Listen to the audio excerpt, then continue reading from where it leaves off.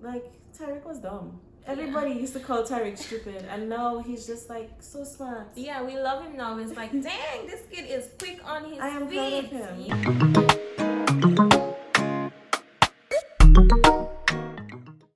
Hey guys, welcome back to our YouTube channel. My name is Cassell. Hi guys, my name is Carlin. Welcome to Sticky Watch Corner. On here we do movie reviews for movies and TV shows.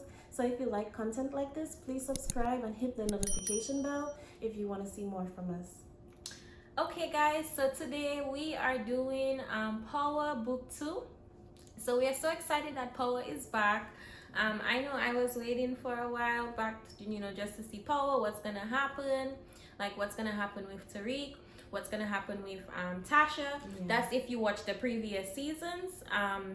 So we're just so excited that Power is back on so that we can also watch it with you and review the show. Yes, it's one of our favorite shows and we love analyzing the show. It is very well written and that's why we want to like really do this show and share our thoughts with you guys. Yes, so stay tuned. Okay, so we'll dive right in. So I just want to point out that we see that the introduction changed. So they still kept the same song. Yeah, I like that they kept the same song. Remember that one time they put that Tracy song? That was awful. But they changed the intro, so you see it's more like Tariq's perspective. You see some books, some desks, and so I like that little change. All right, so we see the episode starts off with Tasha going to court. She gets no bail. The judge feels like that she can't release her if she's been, charged for murder. Mm-hmm. And then we see that Tamika and Tasha goes back. They're, chatting, like Tamika is asking her, hey, are you telling me all of the truth? And Tasha, she's feeling kind of pressed. And then she realizes, she has to let this woman go. So she fires Tamika, which is a really great attorney. So she really took a chance by just firing Tamika. Then Tasha gets assigned a public defender. Oh gosh. She's an awful public defender. She had make me laugh. I really liked her character. I think she shows how it really is for public defenders. Yeah, she has like a bunch of cases. She's like, I'm having a bad day. You're having a bad day? Excuse me, I'm behind bars. And she just had a pile of stuff. I was just like, how is she even going to defend Tasha in a proper way? Yeah, and then the other attorney comes in, say, hey, we'll give you a deal of 15 years. And Tasha, public defender, is telling her, 15 years is not so bad. That is very bad. A lot can happen. Tariq's gonna graduate, Jazz is gonna grow up, so no. Agreed. Yeah. In the first episode, we see that there's a lot of changes. There's a lot of new characters, which we loved. We have the character of Monet, which is Mary J. Blige. We have two love interests for Tyreek, which is what I want to touch upon. First girl we see is a girl named Lauren, and she has the same college courses as him. And she kind of reminds me of when Ghost was dating Angela, because Angela is kind of like, kind of like a goody two-shoes character. Like, yes, she went to law school. She was part of the FBI. So she reminds me of her. And later you see a character, Diana, and she reminds me of Tyreek's mom because, like, she's kind of badass. She's quick-witted. She's on her feet. That's a good point. So I like that. Thank you. I really like that. Oh my goodness. It's like they're trying to do ghosts all over. Yes. So we have like a little bit of a Tasha girl and a little bit of an Angela girl, one that's in school, one that's like, out there in that type of world. Yes. So he has like similar love interests, but I kind of hope that he doesn't become too much like his dad. Yeah. Okay. So another highlight that I wanted to mention is when Tariq gets to the school, there's a course that can get him to graduate faster. Him graduating faster means that he gets to get his inheritance, and then but for him to get into that course, he has to read a book and do an interview with the professors. And then we see his challenge where he goes to the interview. They're asking him questions and he can't really answer the questions because he didn't read the book. And the professor, he didn't finish the book. Yeah, I'm sorry, he didn't finish the book. And then one of the professor, Carrie, that's her name, she really vouches for him and she's like, let's give him a second chance. I know he's a great kid. He's under a lot of pressure. You know, his dad just passed. His mom is in jail. So they gave him a second chance, and then he did so well on the interview. You know, he gave his perspective, and then, you know, the professor saw that, you know, this kid is a good kid. So I really like the fact that they made him, I guess, likable amongst his professors, just giving him a chance to get acquainted with the school, and, you know, just having, I guess, eyes for him at the school. Yeah. So yeah. And for me, the first episode was showing of Tyreek is that he's really gained a lot of social skills. He has a high social intelligence. Like, he know how to like win over the professors. He know how to convince them over to like his side. Yes. And you also see that with the lawyer. Like, he's like really quick-witted. Like, with the lawyer, he was able to trick the lawyer into working with him. He posted something on social media, and right away the lawyer come to like. Yeah, it was But like. Is that in the first episode? That is. Okay. Yeah. And the lawyer, the fee was how much? Like $500,000. Yeah. So, whew.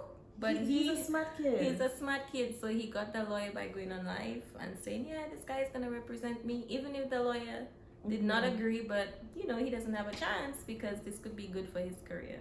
So it shows you that like Tyreek has come a long way as well, because in like previous seasons, like in Ghost, the first Power, like Tyreek was dumb. Everybody used to call Tyreek stupid, and now he's just like so smart. Yeah, we love him now. It's like, dang, this kid is quick on his feet. I am proud of him. Yeah, because before he was like very emotional, and like he was always smart, but like he didn't have control over it. I would say like he was book smart, but he wasn't street smart. Right. Now he's both. Right. Agreed. So another highlight for me is Colin mentioned that there was a bunch of new characters introduced. And you mentioned that Mary J is now Monet. I really love her character. It's like she's in the room, she's a boss. She just, you know, you don't have to. She doesn't have to do much to demand respect. It's just like, you know, you gotta give her respect. She's that baby B-I-T-C-H. Agreed. So I really like how she embodies the Monet character. And then another character is her son, Kane. He kind of reminds me of Tommy. So he's like very ruthless. Right. Yeah, he's very ruthless. You know, like that relationship where Tommy and Ghost had. So it's like Ghost would say, do this or do that, and then Tommy would be like, Ghost would be thinking it, but Tommy would be the one to carry out like the I'll get rid of you. So, I like that point that Kissel mentioned. It's very right. Yeah. So. And now that Kissel mentions Kane, a point I want to make is that you see more of Tyreek's like social intelligence skills when he talks to Kane. Like when Kane pulls him over and say, hey, don't try and mess with my family. And then Tyreek just switched the role over on him and say, don't you realize Frank is a snitch?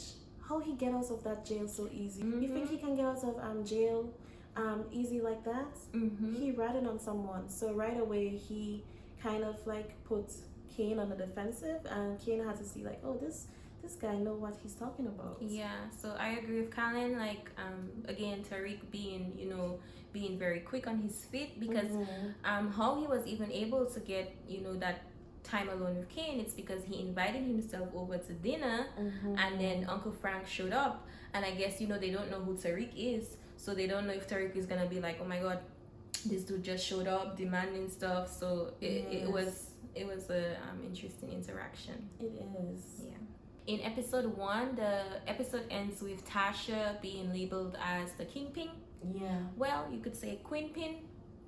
So instead of convicting Tasha for murder, what Sachs and I would say his office is trying to do is protect Ghost's image. Yes. Because Ghost was going to be, Ghost was like involved in the politics.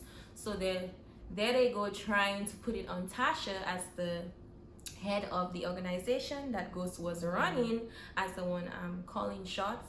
So that was really crazy to see how like they twisted it on her, and like it's not her at all. Yeah, and then you see the lawyer saying like, kid, what did you get me into? But then Tariq again, being manipulative, man, this could be like the best. Yes, that's why I tell you his skills is on point. Yeah, like this I'm could be even the learning best tips from him. case of your career, and the guy's like, yeah, let me stick with this. This could probably land me somewhere. Tyreek know how to like read into people's motives. What do they want? Yes. Can I give them what they want so they can give me what I want? Yes. And that's what I think is so interesting about his character. Yeah, and the fact that he said, we could blow up that U.S. Attorney's office. Yes. That's another reason to stay on Tasha's case. So yeah. And I wanted to point also with Tyreek.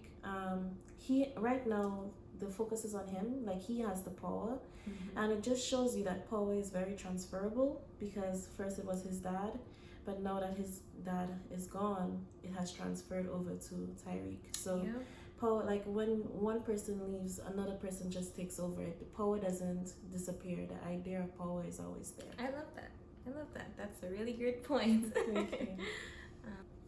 So we'll jump right into episode 2 because we just had a few points that we wanted to bring across. A lot of the focus was definitely on episode 1. Yes. But something that I'd like to highlight in episode 2, we see Tariq's professor, Carrie. She is projecting so much on Tariq, trying to take care of him. But I just feel like that's coming from the relationship that she's having with the other professor. Like basically her own insecurities. Right.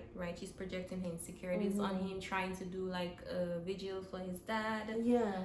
Like she's doing things that he didn't ask for. That in fact that made him uncomfortable. Yeah.